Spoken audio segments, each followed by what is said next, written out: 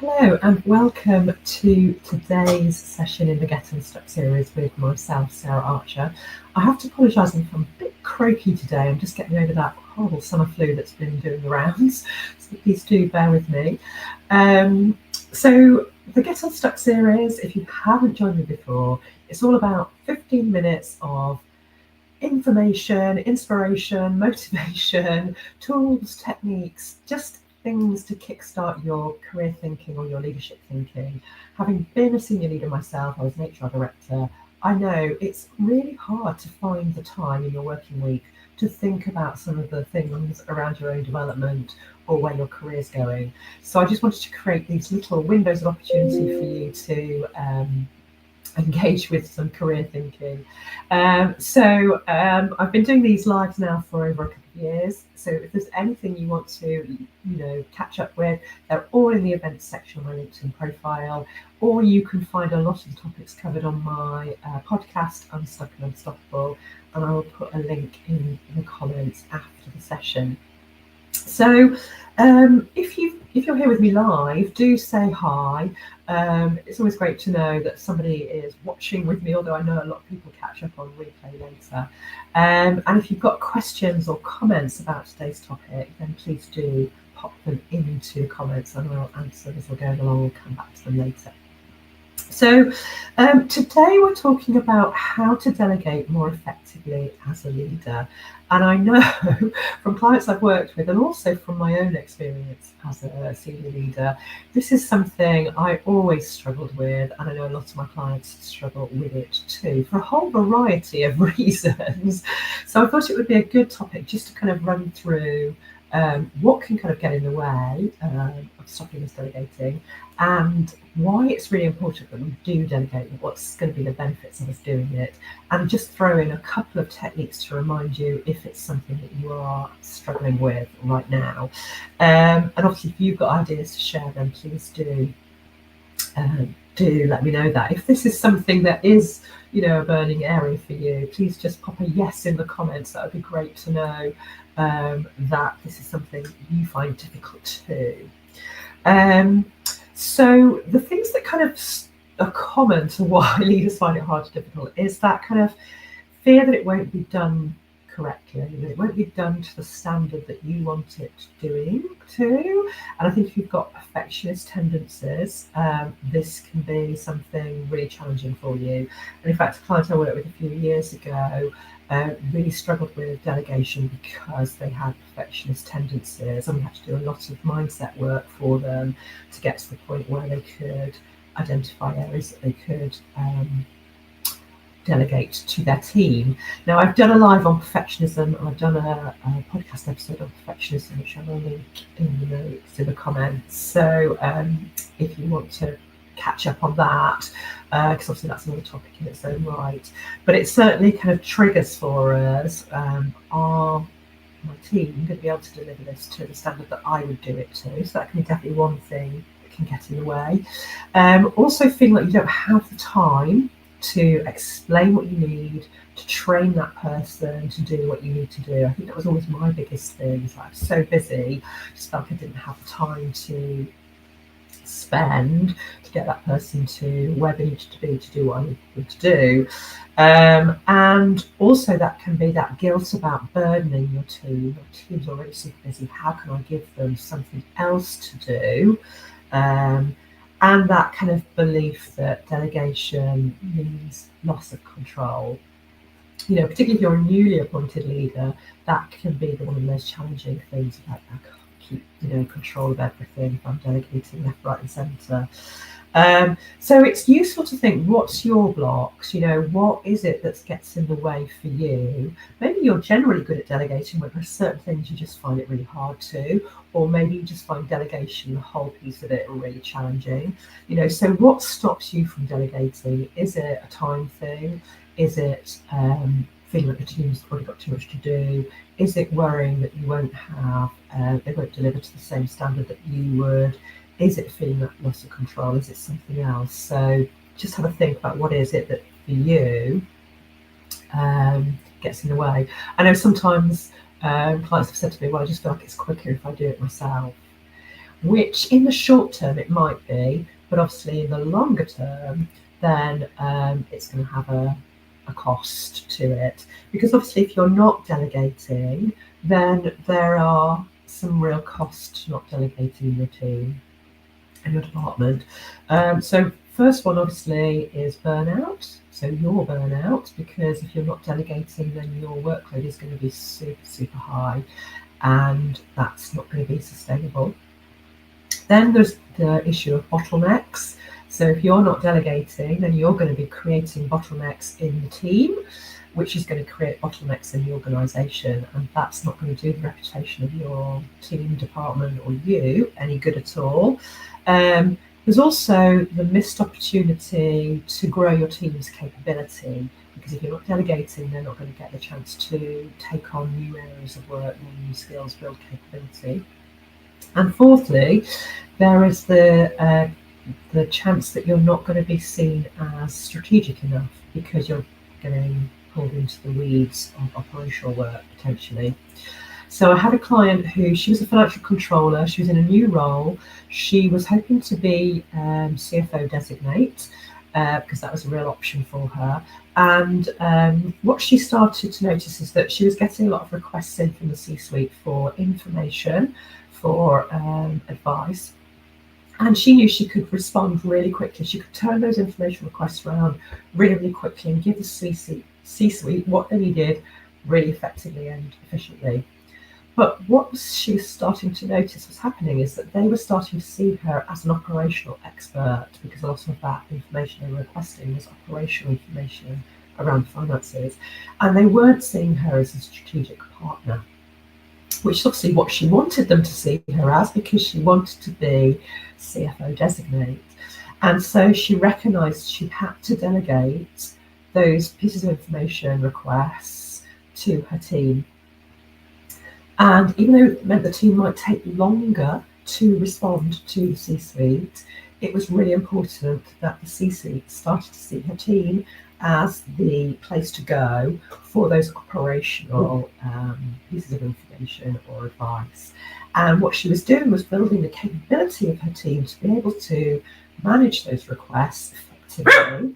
So if she was not available for some reason, the C-suite was still going to be able to get the information, the business was still going to be able to get the information. So she was building the capability of her team, and she was positioning herself as a strategic partner. So sometimes when we're thinking about delegation, we're not thinking about it in terms of, how is that leading me to be positioned in the organisation by me choosing not to delegate? So I think that's a really powerful way we can reframe delegation as actually it's an opportunity to upskill our team, to develop capability, and to develop strengths in the business. So, excuse me. So reframing it in that way and recognising that every minute that you spend doing work that somebody else in your team could do, that's a minute that you're not leading the team. So it has an impact on your leadership capability and your strategic capability. So there's some really powerful,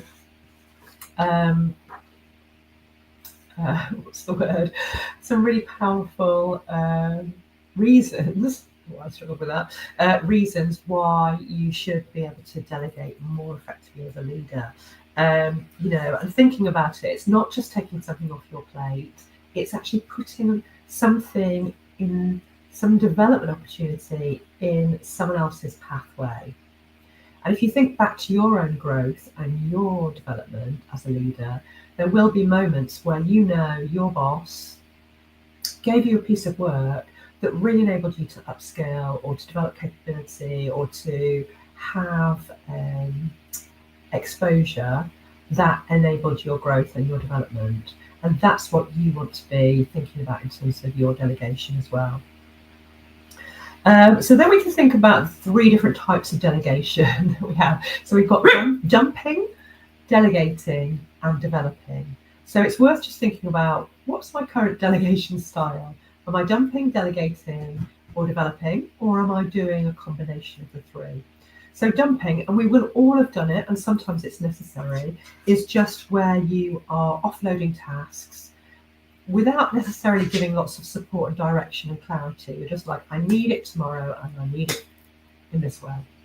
So it's just like getting it off your plate, getting them to do it. And sometimes if there's a crisis or something needs to happen very quickly, we might just have to dump a task.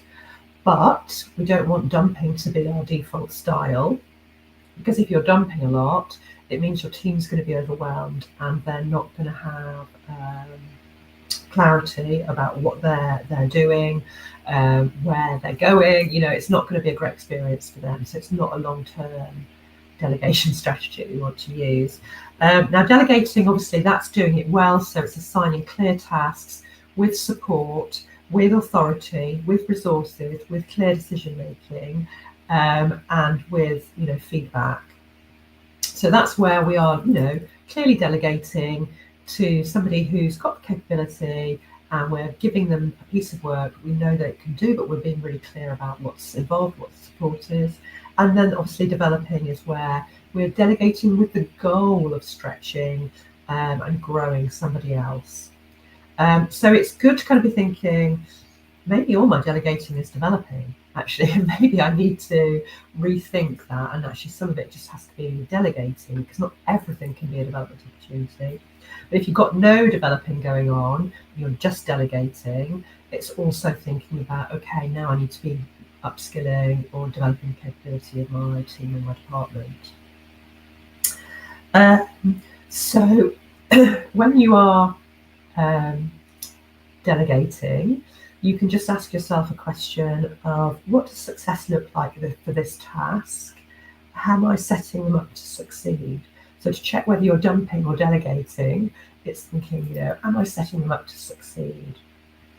And I think that's really important, because if you're on the recipient end of delegation, you want to be feeling like you've got a good chance of being able to deliver this to a really great standard as well.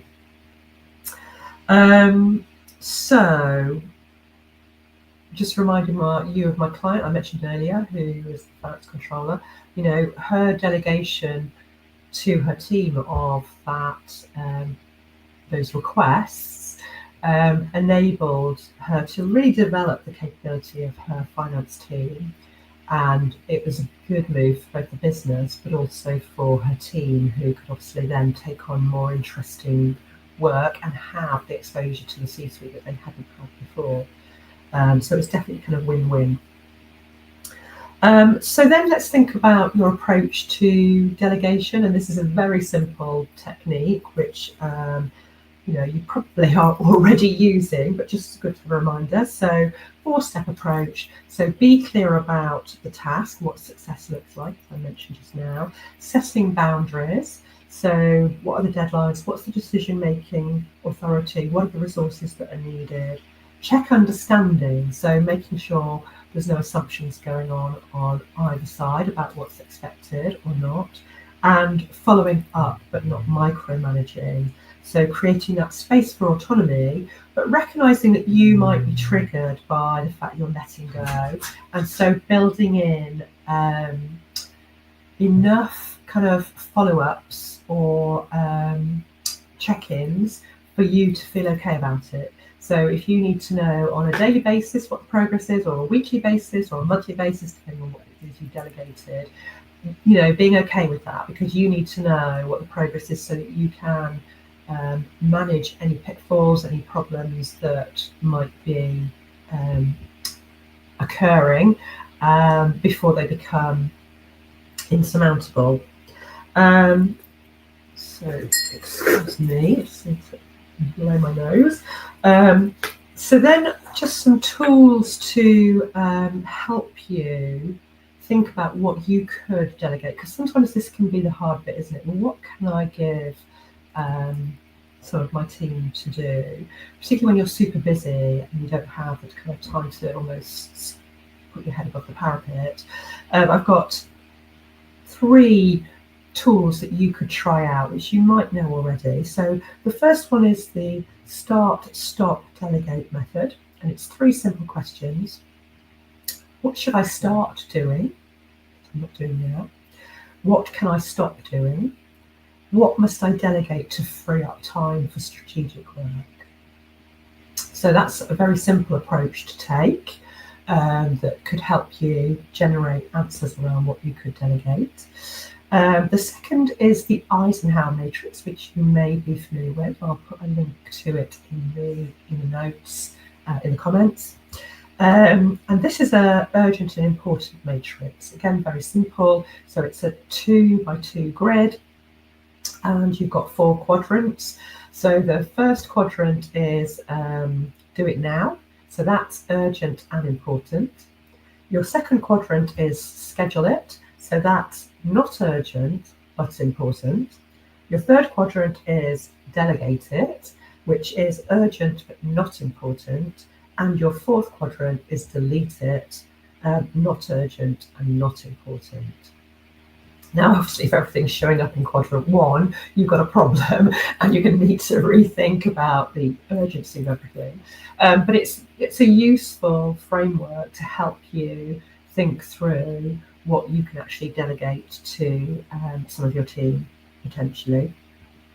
And then you could think about the third area is kind of auditing your workload in terms of what am I doing that drains me and what could grow someone else. So being aware of the strengths of your team means that there are going to be areas perhaps where you know that is really not my zone of genius, that is not my strength at all, but I know this person in my team absolutely loves that. So for me, that might be like the data piece.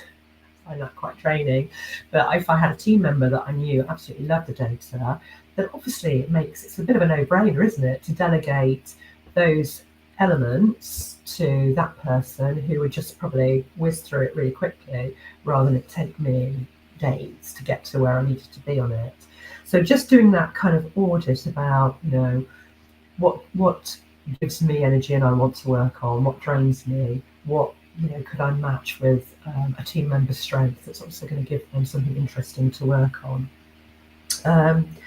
So I hope that's useful for you just to think through your delegation style, what's getting in the way for you around delegating, what's stopping you from delegating effectively, and whether there's a mindset shift you need to do, and maybe some of the tools that you could try out around what you could delegate.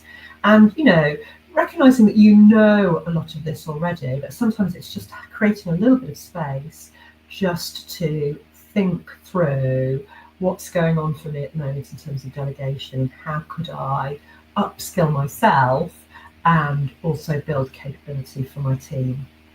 So I hope that's been useful. Do obviously let me know if you've got any questions, and if this is something that you are really struggling with, then please don't hesitate to get in touch and we can have a chat about how we can enable you to be more effective as a leader through delegation. Have a great couple of weeks. I'll be back in early July with the next session in the Getting Stuck series.